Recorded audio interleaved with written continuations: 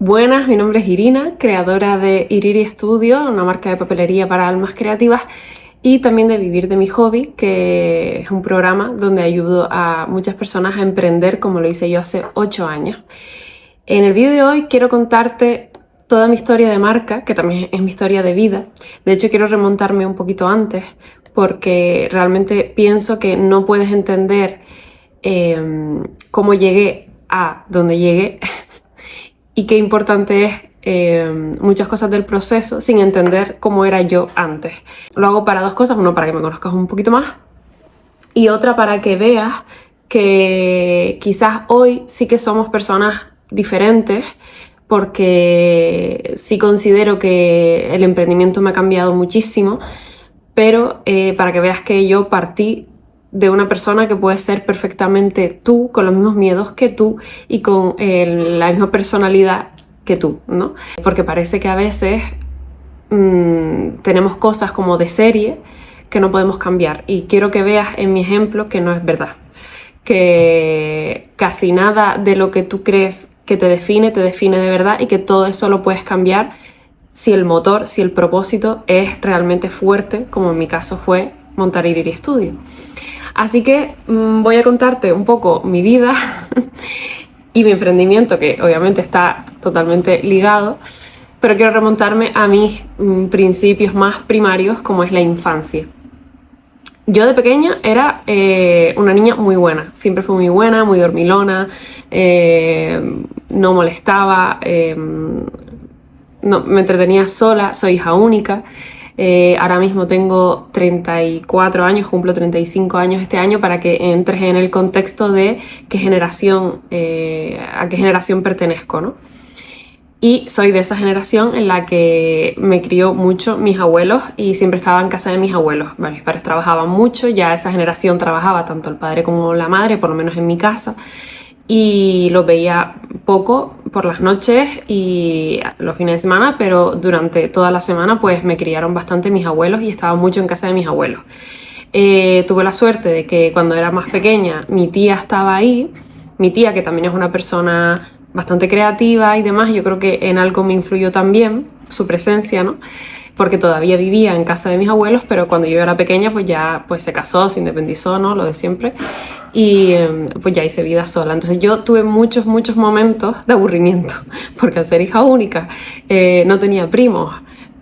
Soy la mayor de todos mis primos, ¿no? Entonces me crié bastante sola, la verdad. Esto, lo bueno que tiene es que despertó muchísimo mi lado creativo. Yo estaba todo el rato inventándome cosas para divertirme. Dibujaba muchísimo, que eso sí creo que es como muy parte de mí, de mi yo más primario. Me gustaba mucho dibujar, incluso coqueteé con carboncillos, con otras técnicas, totalmente autodidacta. Nunca fui a clases, nunca se potenció esta parte, ¿no? Siempre fue, pues a mi tía también le gustaba dibujar, en mi familia en general hay mucho artista, siempre de hobby, y bueno, al final pues yo creo que un poquito de gen tengo por ahí, y aparte pues eso, ¿no? Que mi tío también dibuja súper bien, hace unos retratos maravillosos, y eso, pues al final dibujaba mucho, jugaba mucho también, jugaba mucho con las Barbies, pero no rollo Barbie Ken, sino la verdad es que me inventaba películas ahí. Todas mis Barbies eran aventureras, y me inventaba, como siempre había como un fenómeno natural y tenían que mudarse y no sé qué, como siempre historias, ¿no? Yo guionista. Entonces siempre me recuerdo jugando mucho, y como estaba sola pues a lo mejor el juego que me inventaba era que tenía una tienda de muebles, lo recuerdo perfectamente. Entonces cogía una máquina de escribir que había por allí y hacía como que estaba cobrando, y hacía el catálogo. Realmente el juego creo que era más en la preparación del juego que el juego en sí. Entonces me hacía el catálogo de muebles, dibujaba todos los muebles con las medidas, no sé qué. Me cogía un catálogo real de muebles y me ponía a copiar yo, dibujando yo. Le ponía como nombre a la tienda, no sé, como que jugaba a emprender un poco también ahí, ¿no? Y bueno, yo era esa persona, me recuerdo como muy feliz, me entretenía mucho, siempre dibujaba. Pues cuando íbamos a comer cogía un boli y me podía dibujar en el mantel de papel, que ya no existe eso. Y bueno, muy así, ¿no? En esa línea. ¿Qué pasó después? Pues lo que nos pasa a todos los niños, que llega un momento que te haces como adulto, sin querer, ¿no? Sigue siendo un cuerpo de niño, pero la sociedad te lleva a ser adulto, o sea, toca estudiar, ¿no? Toca olvidarse de jugar, ya no hay tanto tiempo de jugar, ya no hay tiempo de aburrirse porque estás todo el rato estudiando, haciendo deberes, no sé qué. Y que es una pena, por cierto. Aquí lo dejo. Mi pensamiento es que esto debería o no existir o retrasarse mucho porque nos olvidamos de una parte muy importante que de hecho es de la que me dedico ahora, ¿no? Que es de la creatividad y del dibujo. Y esa parte estuvo apagada, totalmente apagada, durante un montón de años por la vida adulta, ¿no? Entonces,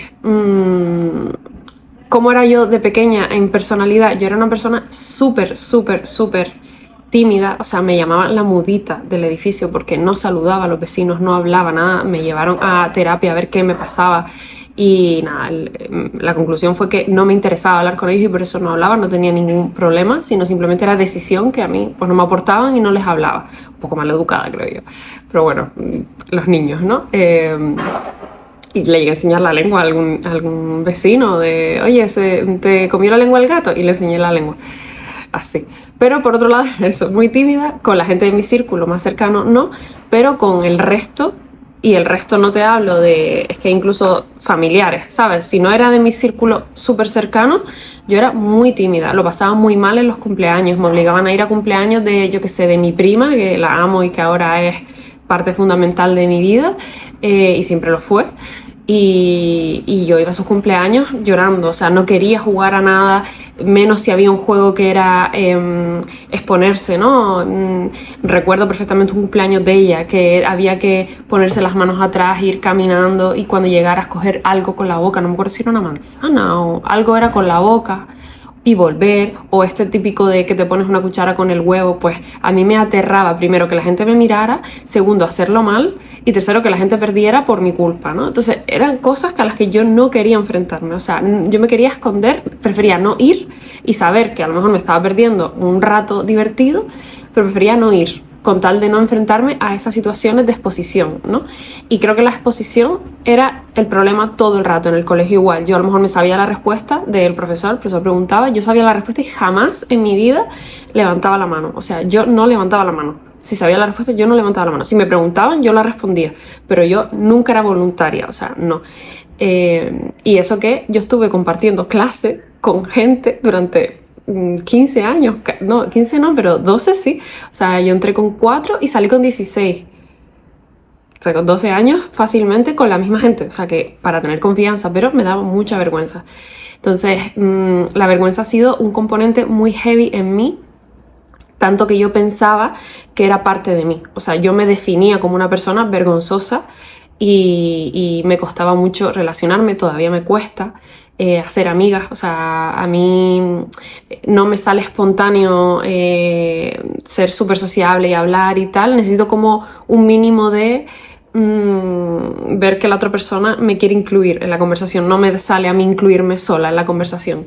Entonces todavía tengo ahí como algunos límites que yo creo que vienen de ese momento, ¿no? de toda esa etapa, pero siempre me definí como una persona súper tímida y con tendencia a esconderse, a pasar súper desapercibida. Nunca me ha costado llamar la atención, todavía es. Me gusta, si puedo aportar, hablo, pero si no, nunca me verás intentando captar la atención por algo que no aporte. O que yo piense que no aporte, a lo mejor no aporto, pero bueno, si yo creo que es para bien, que alguien se va a beneficiar de esa exposición, yo lo hago, si no, no. Entonces, bueno, ¿qué me pasó o qué creo yo que me pasó en esa etapa? Que me volví una persona tibia en toda la niñez, no la más primaria, sino ya después, ¿no? En la época ya de cole, primaria, secundaria, bachiller. Yo era una persona tibia, era una persona que ni frío ni calor, es que me gustaban cosas pero no me apasionaba nada. No sé, como no, es que no sé definirme, ¿sabes? Era como sin más, ¿no? Y sobre todo creo que la palabra pasión es lo que más define mi estado, que era como que la vida, pues yo la pasaba y estaba bien y sacaba buenas notas y todo bien, pero no me hacía ilusión ninguno, nada, o sea, nada. Pequeños hitos, ay, mira, yo estaba en aeróbic, en baile, no sé qué, pues mira, una actuación que me hace ilusión, un no sé qué que me hace ilusión, un chico que me hace ilusión, una amiga que me hace ilusión, pero como pequeños hitos de una vida, ¿no? Era como que la vida en sí, para mí era como tibia. Y, y esto como que me acompañó durante mucho tiempo, tanto tiempo que pensé que formaba parte de mí, otra vez, ¿no? Igual que la timidez. Pues en esta vida tibia y sin ninguna pasión, y encima tuve, mucha gente lo verá, la suerte, y es una suerte, pero a la vez es una desgracia, que es que todo se me daba bien. O sea, yo era típica persona de notable sobresaliente en prácticamente todo. Es verdad que en bachillerato se me atragantó bastante la historia, porque me aburría muchísimo, y siempre cuando hablo con maestras o maestros de historia, siempre les digo, por favor, háganla entretenida, porque de verdad la historia puede ser apasionante, pero no fue mi caso y llegué a suspender. Fue el único suspenso que tuve en mi vida, en bachillerato, que lo aprobé y todo bien, pero fue como, la verdad me sentí muy mal porque yo nunca me había enfrentado a eso, y el ser una persona que todo se te da bien tiene el lado bueno de que todo es como más fácil, ¿no? Pues ya está, no tienes que ir a clases particulares de nada, no tienes que preocuparte por nada, tu familia no te vuelve loca, está todo bien, pero también tiene el hándicap de ¿qué hago con mi vida? ¿No? Es como, es que puedo ser médico, puedo ser arquitecta, puedo ser profesora, puedo ser lo que quiera, y eso es bueno si sabes un poco lo que quieres, pero es que yo no tenía ni idea de lo que quería, porque tampoco, te digo, vida tibia, es que creo que todo se resume en vida tibia, o sea, o yo me sentía así, no lo sé.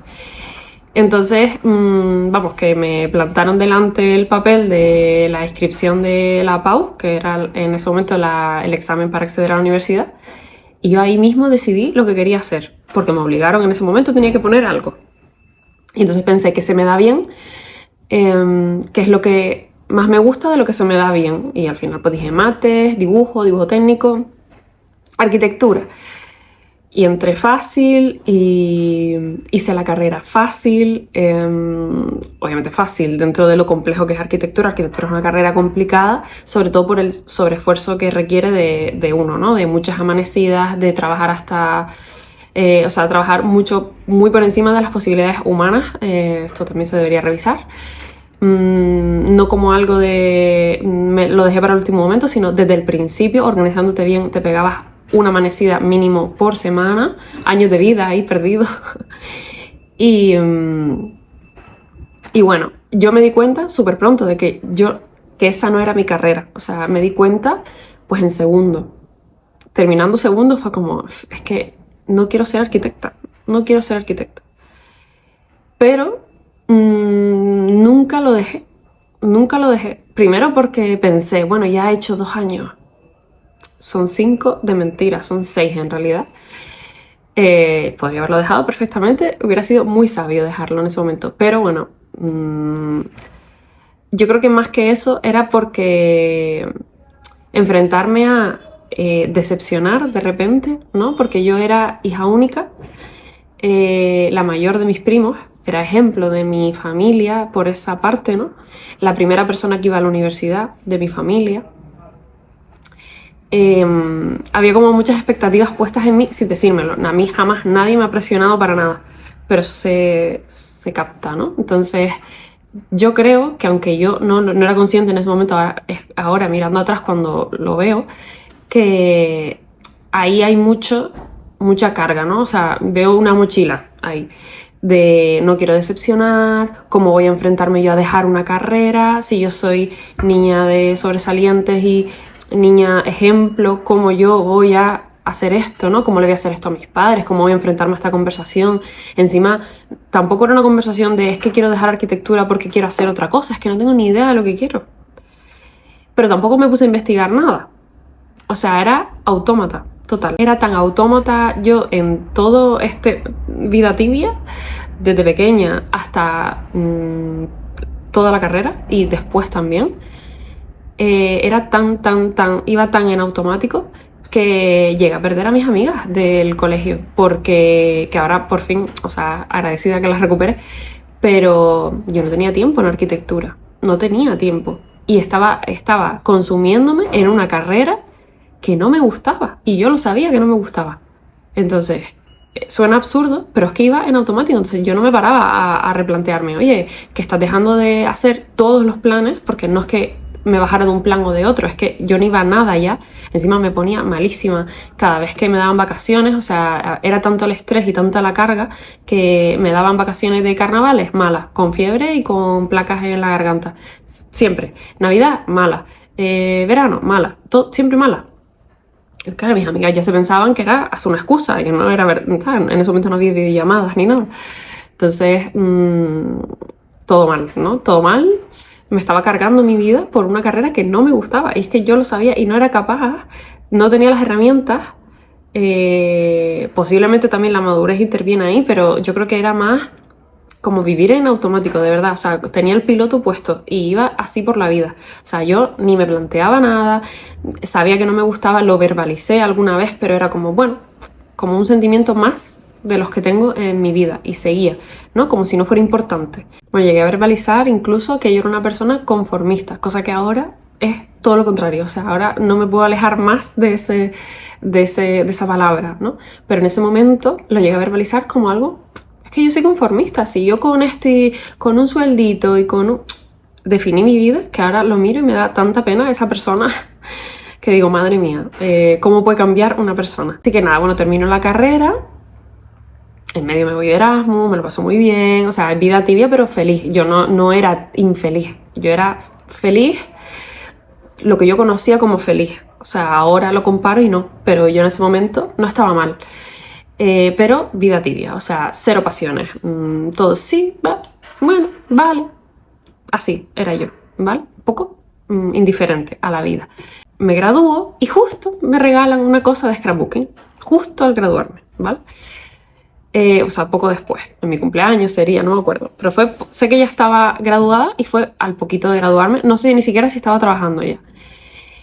Y a mí ahí, de repente, fue como, ¡ah! ¿Qué es esto? ¿No? ¿Qué es este mundo? Esto existe y yo no lo conozco. ¿Por qué no lo conozco? Pero si son papeles. Yo empecé a flipar, o sea, pero a flipar literalmente de no poder parar de mirar cosas y comprar cosas y acumular cosas, porque yo no me podía creer que eso existiera, que yo no supiera lo que era el scrap y que eso estuviera ahí años y yo sin saberlo. O sea, para mí era como un descubrimiento pero vamos a ver, ¿qué me estás contando? O sea, esto es una realidad alternativa que me acabas de abrir ahora mismo y ¿qué es esto? ¿No? Entonces se convirtió en mi hobby. Empecé a hacer algunos encargos, un poco para financiar el hobby. Mi objetivo siempre era financiar el hobby, porque un hobby que al final tú y yo sabemos que te dejas dinero, vas comprando cosas, siempre quieres, ¿no? Lo bonito de ese momento era que no iba por moda, sino que tú te comprabas lo que te apetecía. O sea, ibas a la tienda, veías y comprabas. Y ya está, no mirabas si lo diseñó Pepita, si lo diseñó Juanita, si salió hace un mes o si salió hace un año. No lo mirabas, ¿no? Era como otro tipo de consumo, ¿no? Consumo mucho mejor. ¿Qué quieres que te diga? Ojalá volver un poquito a ese consumo, porque luego abriremos este melón. No estamos ahí, ¿vale? Aunque ahora se lleve esa filosofía, real no es. Entonces empecé a hacer encargos y demás y empezó a ilusionarme de nuevo el mundo, la vida, ¿no? Ya en el trabajo, yo no pensaba en el trabajo, pensaba en el scrap, pensaba en el fin de semana, pensaba en el ratito que iba a estar haciendo un álbum. Pensaba en el reto de no sé qué que participaba, pensaba en un blog que me abrí y no sé qué, ¿no? Entonces como que la ilusión volvió a mí, ¿no? Y fue muy necesaria porque a la vez que todo eso yo empecé a trabajar de arquitecta, estuve 2 años trabajando de arquitecta y fueron los peores años de mi vida. O sea, no te voy a mentir, o sea, los peores años de mi vida.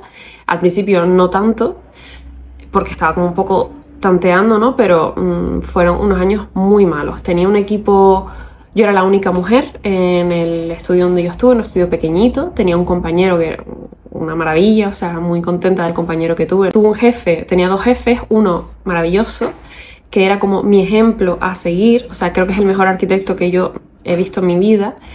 Es un máquina de tío, de mente, de resolución, de todo. Pero yo veía su vida y yo decía, yo aspiro a esto. es que yo no quiero su vida, yo no quiero esta vida, yo no quiero este ritmo, yo no quiero tener un hijo y no verlo, yo no quiero trabajar hasta las tantas, yo no quiero que me dé un infarto o un amago de infarto a los 40, no quiero eso. Entonces, claro, tenía ese referente que para mí, cuando yo lo conocí, dije, ¡buah! O sea, voy a absorber todo lo que pueda de este hombre, pero a la vez era como, pero es que no quiero, es que yo me quiero alejar de esto, o sea, no quiero esa vida. Y encima, por el otro lado, tenía un jefe pésimo, el peor jefe que te puedas imaginar. Era machista, bastante machista, con comentarios desagradables todo el rato, bromas de las que me tenía que reír, que hoy me pilla y no me río, pero en ese momento me reía y pasaba y aprendí a ser falsa, la verdad, y a pasar como pueda ese trance. Yo era la única mujer, ¿recuerda? Luego era una persona homófoba y yo tengo un montón de amigos gay. Yo solo podía pensar en ellos y decía, es que se me hincha la vena. Era conspiranoico. O sea, yo que soy una persona que valoro mucho mi tiempo, era como drenada totalmente porque estaba escuchando movidas que decía, pero chicos, ¿qué peli ves tú? O sea, en fin, cuando me tocaba ir a obras con él, a veces sola, era horrible porque llegaba como súper saturada, un dolor de cabeza, o sea, muy mal, o sea, muy mal. Pero le agradezco muchísimo a este jefe ser tan malo porque creo que me dio las fuerzas para dejar el trabajo. O sea, creo que ya fue como un hasta aquí y creo que sin ese hasta aquí a lo mejor yo no hubiera tenido el valor y la decisión de enfrentarme a todo ese cambio y con esa determinación. Porque como te cuento, yo no era una persona así, yo era una persona discreta, era una persona, siempre me ha gustado que mi opinión se tenga en cuenta y siempre en los debates doy mi opinión, pero no me gusta molestar, no me gusta obviamente decepcionar, a nadie le gusta, ¿no? Pero ya me había pasado anteriormente tener como ese debate y lo pasaba directamente porque era más fuerte como todo ese sentimiento, ¿no? Entonces creo que el estar tan mal, que no hay que llegar a eso, o sea, si te está pasando no hay que llegar a eso, pero creo que en mi caso fue el revulsivo para yo tener la fuerza de enfrentarme a todo lo que tenía que enfrentarme para cambiar de vida, básicamente. Fue muy duro, incluso yo es que yo iba a trabajar y iba con dolor de estómago todos los días, o sea, el último año estuve 2, pues el último año lo recuerdo muy mal, me encontraba muy mal, lloraba muchísimo, estaba muy triste, me dolía el estómago todos los días. No había un día a la semana que fuera bueno porque de lunes a viernes era horrible. Luego el sábado todavía tenía como esa sensación, aunque ya era un día bueno, ¿no? Era el único día que disfrutaba un poco, pero el domingo estaba otra vez amargada, de verdad, porque tenía que volver al trabajo el lunes. Entonces eso, o sea, odiaba los lunes con todas mis fuerzas. En general odiaba mi vida, es que no había más. O sea, odiaba mi vida. El único día que tenía un poquito de luz era, te digo, los sábados. Y ni siquiera, porque es que era como, no sé. Entonces, de hecho, estuve años en los que ya con la marca montada y yéndome bien, estando orgullosa de mi cambio de vida y fuerte en mi decisión y sabiendo que fue un acierto, me costaba pasar por ahí, me seguía doliendo el estómago cuando pasaba por esa zona y todavía hoy paso por esa zona y no me da igual esa zona. O sea, esa zona va a seguir siendo una zona como hostil para mí, yo creo que toda la vida. Así de heavy fue el tema, ¿no? Entonces, en ese momento, al final hablé con él y dejé el trabajo. Obviamente, antes de eso, senté a mis padres y a mi pareja del momento y les dije, mira, voy a dejar el trabajo y la profesión. O sea, es que no quiero ser arquitecta. O sea, quiero dejar este estudio en concreto, pero es que no quiero ser arquitecta. O sea, no quiero. Mi madre, obviamente, no ese día, porque ese día me apoyaron los dos un montón, pero digo mi madre, pero en realidad es la generación, ¿no?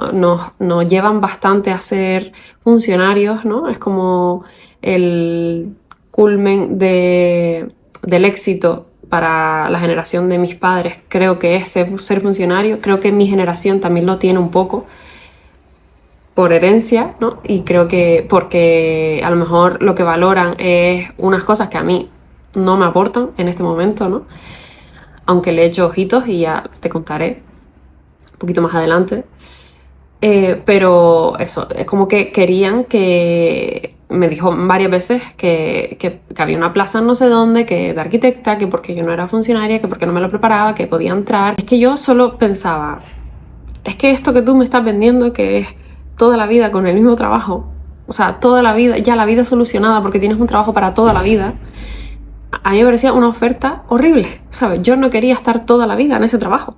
A lo mejor tú me ofreces un funcionariado en scrapbooking y voy corriendo, pero no un funcionariado en arquitectura. No quiero ser arquitecta toda mi vida. No quiero serlo ni 2 días. O sea, quiero decir, yo quería dejar la profesión.